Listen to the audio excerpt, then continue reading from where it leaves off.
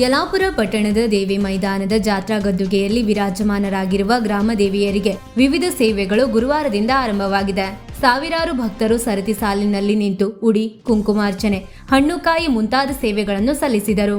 ಸರತಿ ಸಾಲಿನಲ್ಲಿ ನಿಲ್ಲುವ ಭಕ್ತರಿಗೆ ಕುಡಿಯುವ ನೀರು, ಫ್ಯಾನ್ ಮುಂತಾದ ಸೌಕರ್ಯಗಳನ್ನು ಕಲ್ಪಿಸಲಾಗಿದ್ದು, ಯಾವುದೇ ತೊಂದರೆಯಾಗದಂತೆ ದರ್ಶನ ಸೇವೆಗಳಿಗೆ ಅವಕಾಶವನ್ನು ಮಾಡಿಕೊಡಲಾಗುತ್ತಿದೆ. ಜಾತ್ರಾ ಮಂಟಪದಲ್ಲಿ ಸತ್ಯಸಾಯಿ ಸೇವಾ ಸಮಿತಿಯಿಂದ ಭಕ್ತರಿಗೆ ಪಾನಕ ವಿತರಿಸಲಾಯಿತು. ಸಮಿತಿಯ ಪ್ರಮುಖರಾದ ಡಿಎನ್ ಗಾಂವ್ಕರ್, ರಾಧಾಕೃಷ್ಣ ನಾಯ್ಕ್, ಜಿವಿ ಭಟ್ ಇತರರ ನೇತೃತ್ವದಲ್ಲಿ ಪಾನಕ ವಿತರಣೆ ನಡೆಯುತ್ತಿದೆ. ಹಾಗೆ ಲಾರಿ ಮಾಲಕರ ಸಂಘದ ನೇತೃತ್ವದಲ್ಲಿ ಭಕ್ತರಿಗೆ ಪ್ರಸಾದವನ್ನು ವಿತರಿಸಲಾಗುತ್ತಿದೆ.